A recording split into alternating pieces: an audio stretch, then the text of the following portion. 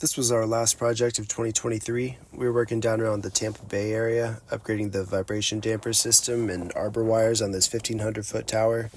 The Arbor wires are those guy wires farthest away from the tower mast at the end of the candelabra by the knee braces. This tower was double guyed, so there were 2 Arbor wires at each of the 3 arms of the candelabra, and we changed 6 wires in total. It was a beautiful sight and really a great time of year to be working down there in Florida. One of the perks of traveling and working on towers is seeing different flora and fauna in the different places we go. Always love seeing some oak trees with some Spanish moss in it. And these tower sites are kind of like nature preserves in a way. There's just a lot of green space for different animals. The gopher tortoises were really cool. See them digging out their burrows, marching around, doing tortoise stuff in general. These are some sandhill cranes. They brought a very Jurassic Park vibe to the whole experience being out there. It was pretty funny. Sometimes you go out on the road and block cars from passing by. There were a lot of vultures out there, which is not that uncommon a thing to see, but there were dozens or scores of them just flying around doing big circles. Always amazes me how high they fly. They'll be so much higher than this 1,500-foot tower. There was even an ocelot. I saw it one night briefly. It was large. It was a big cat, and then I would only see its tracks, but it was definitely out there. Y'all may have seen a video I posted recently where I'm on the tower. I'm on an Arbor wire, running safety cable through the tower top vibration damper. And what we're seeing here is we're bringing down the ground-based portion of the damper. Their existing system was comprised of sand dampers. That's a brand name, and they are no longer being manufactured, so therefore they're expensive or impossible to replace. We'll see some of those close up here in a minute, but essentially they're large, weighted, ball-shaped objects with the track in the middle. And then they have a single cable attachment point, and you can use that to pull them up or let them down the wire. They serve to stabilize the wire under windy conditions. So there we see one coming down and being let down to the ground with our fork truck. I always seize the opportunity to smoothly operate the fork truck when the need arises, and here I'm collecting some of the dampers. So I mentioned this tower being double guide, where a standard tower would have 3 wires per level. This tower has 6, and there's 9 levels, so we had 54 wires and 54 dampers. There's 54 sand dampers to take down, and then 54 the new nylon dampers to go up. The new dampers going up were of a completely different design and had new concrete foundations poured in the locations necessary where it was for their offset from the wire. For instance, what I'm working on here is going to go on the wire that's back there behind me, and you can see that I'm quite a distance away from being underneath the wire, and the sand damper anchors were a lot closer to being directly underneath the wire, so completely different kind of a setup. So when we arrived, the new concrete foundations were poured, and it was just that like threaded rod that's there in place. We attached those half moon offset doodads, whose technical name I never knew, and then attached spring boxes to that, which is what's in that box that I'm mounting right there. So the springs they hold the cable that'll go up and through a block that's attached to the damper down to a similar setup on the other side, and it'll pull down on the wire a little bit, and as it gets some movement on it, the springs inside of those box, they'll get pulled out a little bit, and that's what will provide dampering. You know what I mean? It'll do that. It'll reduce the vibrations in a good way. So that's what's going on there. There's a lot of prep work to be done, putting those offset disc doodads onto the anchors, attaching the spring boxes to those, and attaching all the hardware that would secure the cable at both ends. And coming up, there's several more examples of the different locations where I had to do that. I'm going to take a break from the narration until we have something new going on and just let you watch me do what I do.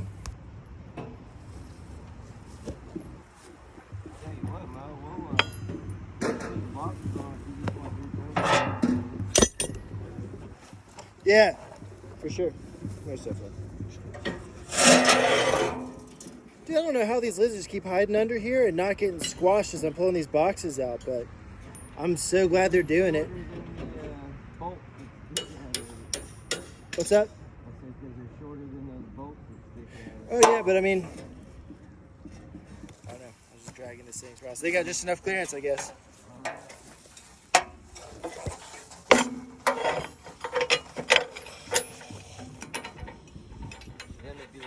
Being in a parking garage and the roof just start moving. Dude, I'd be so sad if I had already killed like 3 lizards today. I don't know if I could handle it.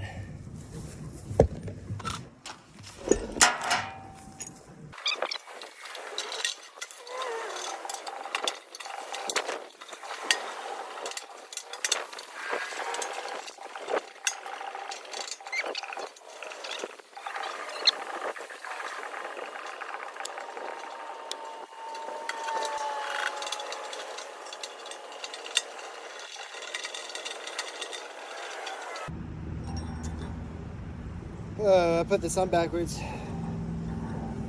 Sure did. Yeah, you'll have that on them big jobs.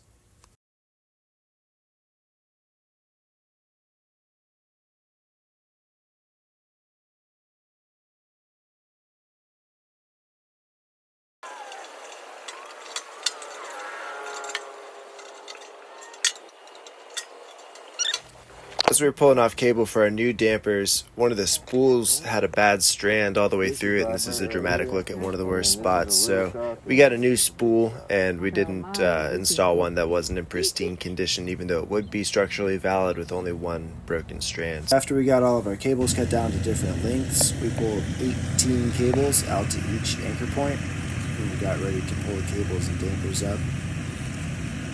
And we're taking 18 cables out there because, again, this is a double guide tower with 9 levels, so 9 times 2, 18. Here's a gratuitous drone shot. You can kind of see some of the wires there, how it's double guide and how there's so many of them. This was a pretty morning. It's in the fall. Often catch sometimes above the clouds in the spring and in the fall when the weather conditions are just right. Here we're looking at from the top down the nylon damper, the metal yoke like an oxen yoke. That holds the block to the damper. The block is the blue thing. There's a cable running through it. We will secure one side of the cable to its anchor in the ground and then pull and pull and pull on the other side of the cable. Physics will do its thing. The damper will move up the wire to where we need it to be. We'll get it to the approximate tension we're looking for and then lock it down on its spring box. After we've done that, there was a lot of these like locking down the boxes to do. We would get them tight, but to the point where they were still able to move. And that way, as they came up the wire and got settled where they needed to be, they could orient themselves to that direction. And then we would tighten them down in that location instead of having them tighten somewhere and being off by a degree or two. This was the best way to go about it. So just enjoy the scenery and watch me do my thing.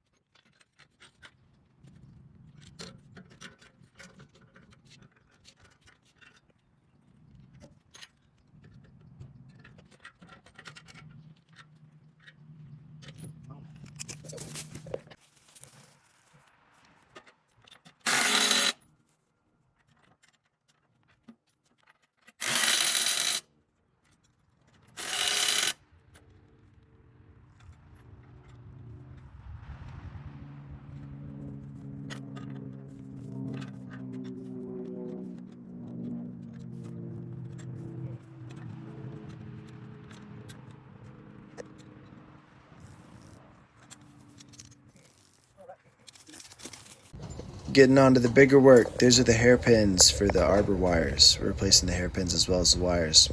Each one of the wires came on their own individual spool. Weighed about 6,000 pounds, somewhere between 16 and 1,700 feet long. They're all 1 3/8 thick.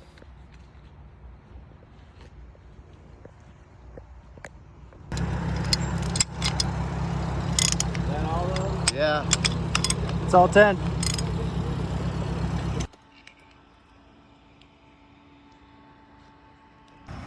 So we went around and we slacked in all the Arbor wires. To do that, we had to 4-part our load line from our winch, and then we put plates on the socket. We pull on the guy wire and take tension from it.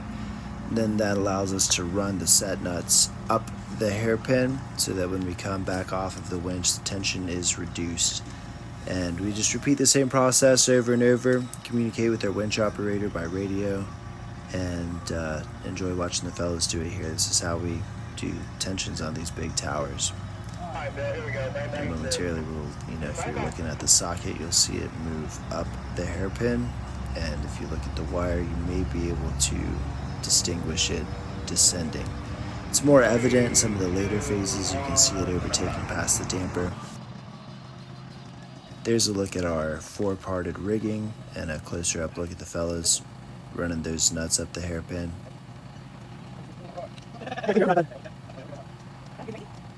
Alright, Bill, here it goes. Bye-bye. Bye-bye. Here we're go. You see the socket moving up the hairpin, nice and easy. And they'll stop just before it gets to that nut so it doesn't get engaged, and they can move that nut further up the hairpin again. We'll just do this in about 6-inch increments until we make it to the end of the hairpin. The way that this tower is engineered, you can see the guy wire directly below this arbor wire is so much thicker. It was 2 3/8, and it went to the top of the tower as well. So these arbor wires really only do anything for the tower in the event of a hurricane, and there's no hurricane going on. So we didn't need to do a temp wire. That's very often, if you're doing a guy wire that goes to the tower, you're going to need to do a temp wire. There may be exceptions to that I'm not aware of, but in this instance, we did not have to do temp wires since they were not doing much for the structure. You can see our new dampers up there behind the fellas, looking good. That's how they all come together. So after we slacked in all these wires, we only had to 2-part our load line in order to remove them from the hairpins, whereas previously we had to 4-part them to have more of a mechanical advantage. As it had more tension all the way down the hairpin, it's been reduced dramatically by traveling out several feet to the end of the hairpin where it is now and where it will be momentarily.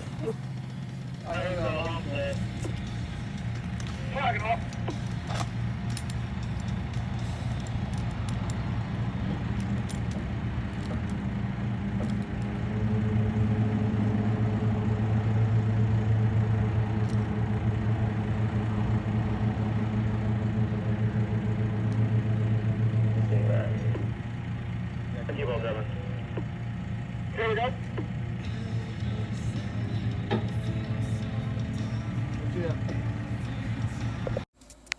Here we go on a man basket ride up the tower. Nothing like a good man basket ride. Tell you what. Rigging this tower was challenging. You see the platforms that are there. We had to have our cable in between the tower and the platform. Had some beautiful days above the clouds. There's a homie Marcus taking it all in.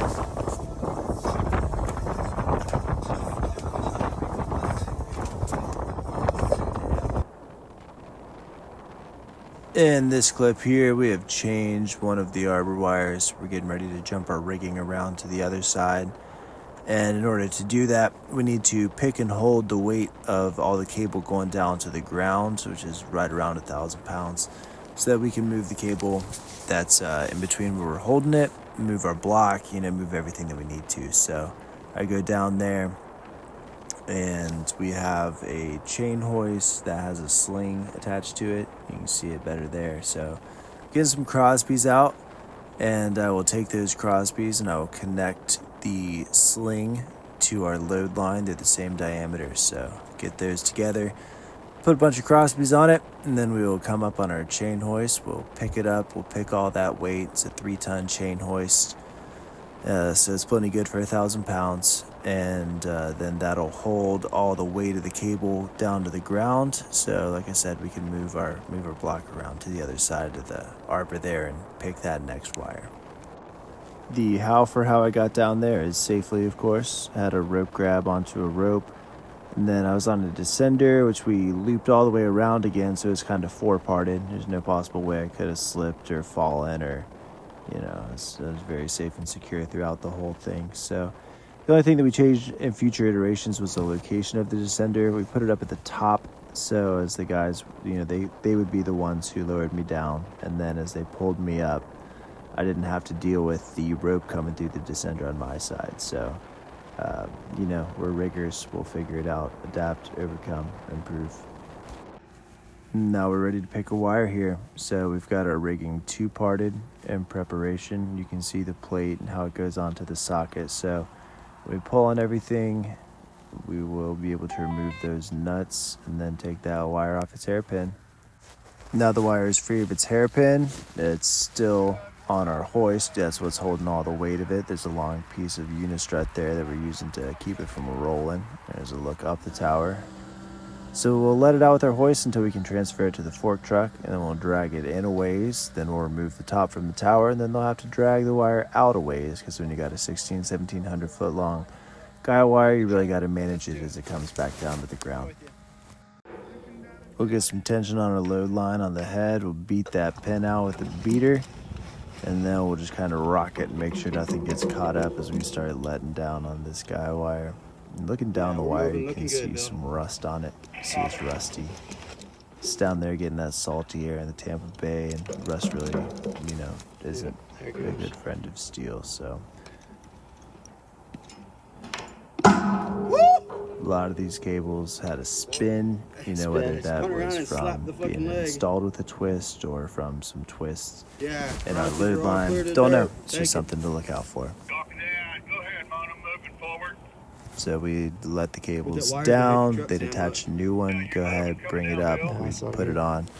Each one of these wire changeouts took a single day. We would change one wire in one day, so within 6 days we had changed all of the Arbor wires on the tower. There was never an overnight period where it was left without a wire or anything like that. They all gave us varying levels of difficulty for how easy it was, mostly to get the new one on. Slight variations in how the shackle setup came up could make it easier or way harder. So here's a look at another one of the wires going down. You can see the rust really well on this one, and just kind of highlights the importance of tower maintenance, right? Guy wires are estimated to have a lifespan of 30 years, and once those are up, you need to get new ones. Another note to add is how important it was to have our tension just right as we're picking the cable to remove it. We didn't want it to be too loose so it would drop down, or too tight so it jumped up. Here's a look at our rigging. You can see it coming up the tower. We got it on that knee brace there. Then there's a block over my head right beside the eye that the wire's going to go on. Imagine your hand is going in that block, dude. Just Wouldn't that feel good? I've always thought I had too many fingers.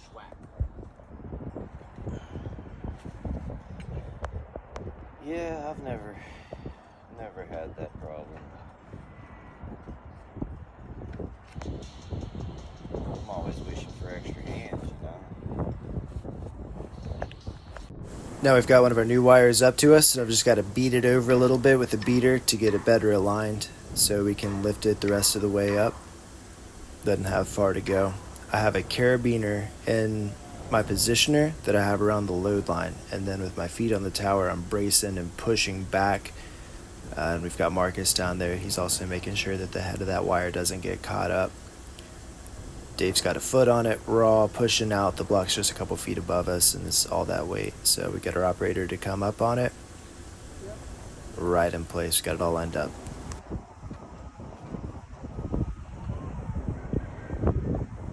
Looking good here because we're grabbing our last belly. Well, we got one more belly. Anyway, I'm going to grab the top end of it and drag it down here into our field of work. Here's a look around the area, and this is a pretty common proximity to be when we're working around a big city. We're looking at Tampa there. We'll zoom out, and we'll look across the bay here. We'll zoom in, and over there is St. Pete. So to put these towers out somewhere where you can draw a circle around a lot of bigger cities, and the tower will be in the middle. Started off in the middle of nowhere, and now you can see all this stuff is developed and expanded around it. It's there now.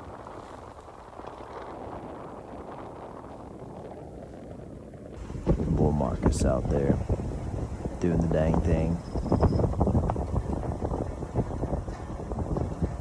Copy, safety deals. Then towards the end of the project here, taking another ride up in the man basket to collect the insulators that we put around our winch lines when they're close to antennas so all the electromagnetic energy doesn't spark on the winch line. Anyways, another thing that can happen is the wind can blow you over into the guy wires. That's what we were dealing with here. We're getting blown over so far that we had to grab onto one of the wires and kind of walk ourselves up it. Then I had to hop out, grab a rope, and climb down a little bit so I could pull the fellas in. That platform above us was preventing us from getting into the tower all the way, the rest of the way right there. So just got to improvise, adapt, overcome. There's a lot of that in our day-to-day.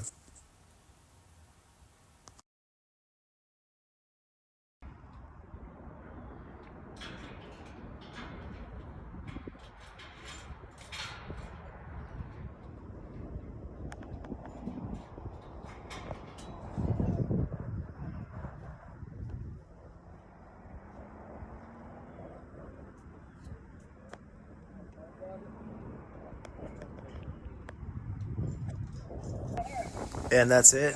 Time to pop the rope and head home. Hope y'all enjoy this video. I'll be making some more content this year, trying to do some more of this long form. If you got some questions, comments, concerns, I don't want to hear those. If you got any suggestions, let me know. Thanks.